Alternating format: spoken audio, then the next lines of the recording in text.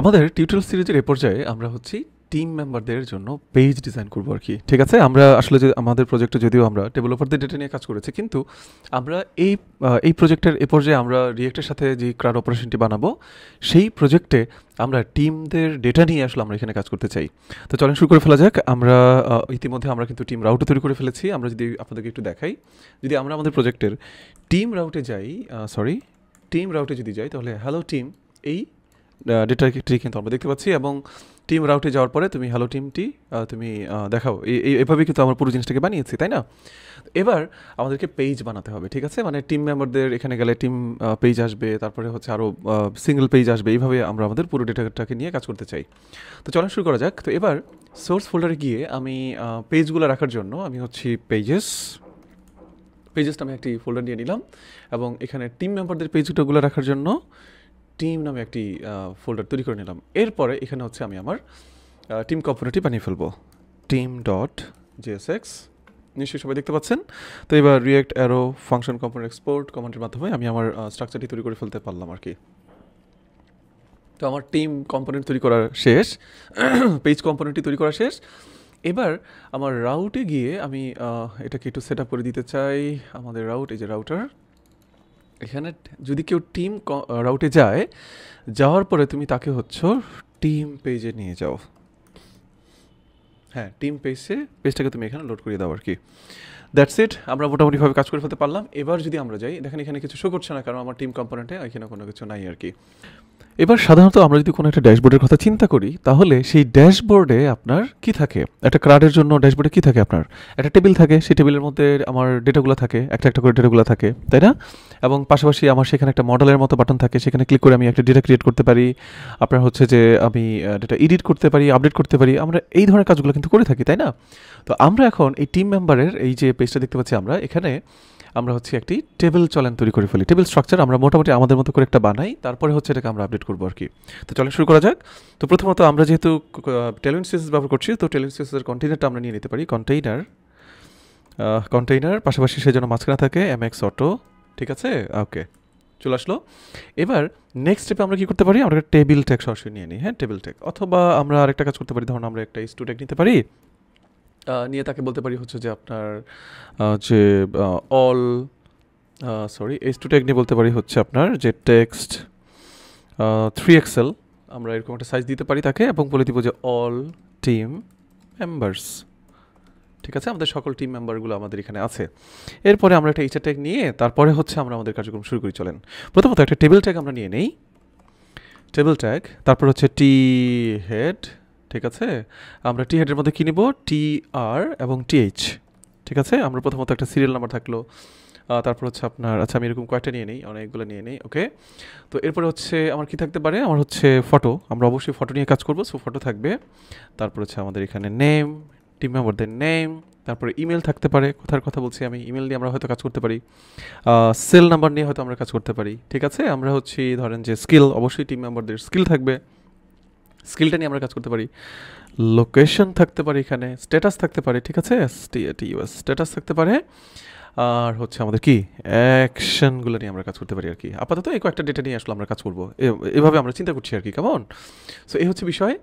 So আমরা তাহলে মোটামুটি আমাদের টি হেড তৈরি করে ফেললাম। এবার টি বডি তৈরি করার পালা, টি বডি, TR, TD। এখন টেবিল ডাটাগুলো নিয়ে কাজ করবো আমরা। আমরা তাহলে মোটামুটি এরকম অনেকগুলো নিয়ে নেই। তো প্রথমত হচ্ছে photo, name, email, cell, location. আচ্ছা, আমরা ফটোর জায়গায় একটা IMG ট্যাগ নিয়ে নিব। নেওয়ার পর হচ্ছে আমরা একটা কাজ করবো এখন, সেটা হচ্ছে যে আমরা গুগল থেকে ধরেন হচ্ছে যে গুগলে গেলাম, আমরা টিম মেম্বারদের কোনো একটি ফটো নিয়ে আসবো আর কি। এখন টিম মেম্বার, চলেন আমরা ইমেজেসে যাই, আমরা কোন একজন টিম মেম্বারের ছবি নিয়ে আসবো, যেন আপনার কী করতে পারি, আমরা যেন শো করাতে পারি আর কি। সো আমরা এই ছবিটা নিয়ে আসছি, ঠিক আছে? আমরা সাজেশন থেকে আরও কিছু ছবি পাবো। আমরা ধরেন হচ্ছে এই টিম মেম্বারের একটা হাস্যোজ্জ্বল ছবি আমরা এটাকে নিয়ে নিচ্ছি আর কি। কপি ইমেজ অ্যাড্রেস, আমরা এই ছবিটার অ্যাড্রেসটা নিয়ে নিলাম এবং আমি এখানে বসিয়ে দিলাম আর কি। সো নিশ্চয়ই আপনারা সবাই বুঝতেই পারছেন। এরপরে নামের জায়গায় নিলাম হচ্ছে HRFUL, আশরাফুল হক। তারপরে হচ্ছে আমাদের ইমেল হচ্ছে hawk@gmail.com নিয়ে নিলাম। তারপরে আমাদের কী রয়েছে? সেল 01718 303.104 আমাদের ডেভ জোনের যে নাম্বারটি রয়েছে সেটি আমরা দিয়ে দিলাম এখানে। এরপরে স্কিল iOS ডেভস, লোকেশন দিয়ে দিচ্ছি আমি মিরপুর দিয়ে দিলাম। স্ট্যাটাসের জায়গাটা খালি রাখছি আমি, কারণ এখানে আমি একটা সুইচার নিয়ে আসবো। স্ট্যাটাসের পরে হচ্ছে অ্যাকশন, সো আমরা আমাদের অ্যাকশনগুলোকে এখানে রাখতে চাই আর কি, ঠিক আছে। অ্যাকশনগুলো রাখতে চাই মানে হচ্ছে আমাদের অ্যাকশনের অনেক কাজ আছে, সেই অ্যাকশনগুলোকে আমরা এখানে রাখবো। অ্যাকশনগুলো কি আসলে, অ্যাকশনগুলোর এখানে কিন্তু অনেকগুলো ব্যাপার থাকবে, আমি একটু পরেই অ্যাকশনগুলো নিয়ে কাজ করছি আর কি। তো এবার আমরা যদি একটু যাওয়ার পর যদি রিলোড দিই, দেখেন আমাদের ডেটা কিন্তু চলে আসছে, ঠিক আছে। এবার আমরা ধাপে ধাপে কাজ করব। তার আগে আমি একটা কাজ করেই ফেলি। আমাদের আসলে আপনার একটা লাগবে, রিয়েক্ট আইকনস, ঠিক আছে। আমাদের npm install রিয়েক্ট আইকনস নামে একটা লাইব্রেরি আছে, অসাধারণ লাইব্রেরি। সেই লাইব্রেরিটা আমরা নিয়ে আসবো আইকন ম্যানেজমেন্টের জন্য, ঠিক আছে। এবং খুবই অসাধারণ, আমাদের ধরেন যে কোনো ধরনের আইকন দরকার, সে সুন্দর করে আমাদেরকে সেই আইকনগুলো দিয়ে দিবে আর কি। তো আমরা একটু অপেক্ষা করি। হ্যাঁ, আমাদের রিয়েক্ট আইকনস লাইব্রেরিটা ইনস্টল হয়ে গেছে। আচ্ছা, আমি একটু ব্রাউজারে যাচ্ছি। ওকে, আমি একটু রিয়েক্ট আইকনস লাইব্রেরিটাকে একটু নিয়ে আসতে চাই, এই যেটা, ঠিক আছে। এটা কেন নিয়ে আসতে চাই, কারণ এখানে আপনার মানে কি নাই, আমাদের সব কিছু আছে, ঠিক আছে। রিয়েক্ট আইকনস ঠিক আছে, আমাদের সব কিছু ঠিক আছে, সমস্যা নেই। আমরা একটা করে আইকন এখানে সিলেক্ট করবো, যেমন আমাদের হচ্ছে আই চোখের একটা আইকন লাগবে, যে আমাদের ভিউ করার জন্য। সো ধরেন এটা না, আমরা হচ্ছে আপনার এই আইকনটা নিয়ে যাবো আর কি, ঠিক আছে। তাহলে আমরা এই হচ্ছে আইকনের কম্পোনেন্টটা খুবই অসাধারণ, মানে আমরা রিয়েক্টে যারা কাজ করি তাদের জন্য একটি অসাধারণ একটা লাইব্রেরি হচ্ছে এটা। তাহলে প্রথমে যে বাটনটা আমরা নিব অ্যাকশনের মধ্যে, সেখানে আমরা এইটা ছেড়ে দিলাম আর কি, এবং এটাকে ইম্পোর্ট করাইতে হবে। এই যে চলে আসছে, ঠিক আছে। এবং আমরা যদি ডেটাতে যাই, এই যে আই চলে আসছে, রাইট। আমাদের তাহলে আর কিছু লাগবে, আর দুইটা আইকন লাগবে আমাদের। আইয়ের আইকন আমরা পেয়ে গেলাম। এবার হচ্ছে আমাদের এডিট আইকন, সো এডিট। আমার কাছে মনে হয় যে এডিট করার জন্য আমাদের একটু পাতলা দেখে আইকন দিতে চাচ্ছি আমরা। এডিট, এটা ঠিক আছে বলে মনে হচ্ছে আর কি, ঠিক আছে। এডিট নিয়ে নিলাম, শুধু আইকনের নামটা নিলেই চলবে। আমরা এখানে বসিয়ে দেই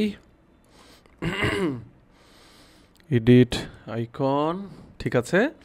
আর ফাইনালি হচ্ছে ট্র্যাশ আইকন, ট্র্যাশ আইকন। আমরা ট্র্যাশ আইকনের জন্য অনেক আইকন আছে, আমি জাস্ট সিম্পল একটা আইকন নিয়ে নিই আর কি। হ্যাঁ, আমাদের মনে হচ্ছে এটাই সিম্পল মনে হচ্ছে, হালকা পাতলার মধ্যে। সো আমরা এইবার আমরা হচ্ছে এটা এই জায়গাটাতে নিয়ে নিলাম আর কি, এবং এটা হচ্ছে আমাদের কি থিন আইকন। আশা করছি আপনারা সবাই বুঝতে পারছেন, এবং আমাদের কিন্তু মোটামুটি আইকনগুলো নিয়ে ফেলেছি আমরা। স্ট্যাটাসের এখানে একটা সুইচার থাকবে, হ্যাঁ, স্ট্যাটাসের এখানে একটা সুইচার মানে হচ্ছে আমাদের একটা সুইচ, ওই আমাদের বাসা বাড়িতে আমরা যেরকম fan light switch on of করি না, এরকম টাইপের একটা সুইচার আমরা ব্যবহার করব। এটাই আসলে আমার কাছে মনে হয় ভালো হবে। তো সুইচারের জন্য আমরা কি করতে পারি, আমরা একটু সার্চ করতে পারি, SWITCH সুইচার বাটন লিখে যদি সার্চ করি, তাহলে আপনার এই যে W3 স্কুল থেকে একটা সুন্দর সুইচার বাটন আছে, সেই সুইচার বাটনটা নিয়ে আমরা আসলে কাজ করতে পারি। এই যে দেখেন, ঠিক আছে, এই হচ্ছে আমাদের সুইচার বাটন, সুন্দর একটা বাটন আর কি। তো আমরা এই বাটনটি নিয়ে এখন কাজ করতে চাই। তো যেহেতু এই বাটনটা আসলে একটা ডাইনামিক বাটন হবে, মানে আমি এটা অনেক জায়গায় ব্যবহার করব, সো আমি একটা কাজ করি, তাহলে আমি আমার সার্চের মধ্যে কম্পোনেন্টস আমি একটা ফোল্ডার তৈরি করে ফেললাম। এটার ভিতরে হচ্ছে আমি SWITCHER সুইচার নামে একটা ফোল্ডার তৈরি করে ওটার ভিতরে একটা কম্পোনেন্ট বানাচ্ছি, SWITCHER সুইচার.jsx। কেন বানাচ্ছি, আমি যেন এটাকে মাল্টিপল কাজ ইউজ করতে পারি, ঠিক আছে। মানে বিভিন্ন জায়গায়, আমার তো একটা প্রজেক্টে একটা সুইচার থাকবে না, আমার বিভিন্ন প্রজেক্টে সুইচার দরকার হবে, তাই না। ওকে, এবার সুইচার পেয়ে গেলাম। তাহলে আমরা SWITCHER সুইচার.css, কারণ এটার কিছু CSS ফাইল হচ্ছে, সেটা নিয়ে আমাদের কাজ করতে হবে। এখন react arrow function component export আমরা পেয়ে গেলাম। সো চলেন শুরু করা যাক। এখন সুইচারের জন্য দুই ধরনের সুইচার আছে, একটা হচ্ছে রেক্টেঙ্গুলার, আমাদের রাউন্ডেডটাই আমার কাছে ভালো লেগেছে, আপনি চাইলে দুইটাই নিয়ে নিতে পারেন আর কি। তো হচ্ছে আমরা হচ্ছি সুইচার, আমরা হচ্ছি এই যে সুইচার, আমরা এখানে ছেড়ে দিলাম। এই ইনপুট ট্যাগটাকে আমরা একটু ঠিক করে দিই, এবং ক্লাসের জায়গাগুলোতে কী হবে, ক্লাস নেম হবে, এখানেও ক্লাসের জায়গাটাতে ক্লাস নেম হবে, ঠিক আছে। আমাদের মনে হয় মোটামুটি কাজ শেষ আমাদের। হ্যাঁ, ঠিক আছে আমাদের। ওকে, আশা করছি যে সব ঠিক আছে, কোনো সমস্যা নাই। সো একটু যদি খেয়াল করে দেখেন, আমাদের কিন্তু মোটামুটি কী হচ্ছে, সুইচার চলে আসছে, কিন্তু সুইচারের সাথে একটা CSS ফাইল আছে, সেই CSS ফাইলটা নিয়েও কিন্তু আমাদেরকে কাজ করতে হবে। সো ইম্পোর্ট আমাদের হচ্ছে ./switcher.css। আশা করছি আপনারা সবাই বুঝতে পারছেন এবং আমি কি করবো এখন সুন্দর মতন সুইচারের জন্য যে সিএসএস কোডটা আছে সেই সম্পূর্ণ সিএসএস কোডটা আমি এখানে কপি করে এনে আমি হচ্ছে আমার সুইচার সিএসএস এর মধ্যে আমি বসিয়ে দিলাম আর কি। তো এবার এই সুইচারটাকে আমরা লোড করাতে চাই আমাদের সুইচার টিম পেজের সুইচারটাতে, এই জায়গাটাতে। সো সুইচার, ঠিক আছে, আমরা হচ্ছে সুইচার এই লোড করে দিলাম, আশা করছি কাজ করবে। এবার রিলোড দেন, ইয়েস, আমাদের সুইচার চলে আসছে। তো আমরা মোটামুটি কী করলাম, আমরা মোটামুটি আমাদের স্ট্রাকচারটাকে কিন্তু দাঁড় করালাম দেখেন, এবং আমাদের বলা যেতে পারে হচ্ছে যে আমরা আমাদের যে টিম মেম্বার পেজের যে ড্যাশবোর্ড, মানে আমাদের ড্যাশবোর্ড বলতে যে পেজটার মধ্যে আমরা বসে কাজ করবো সেই জায়গাটাকে মোটামুটিভাবে আমরা ঠিক করে ফেলতে পারলাম কিন্তু।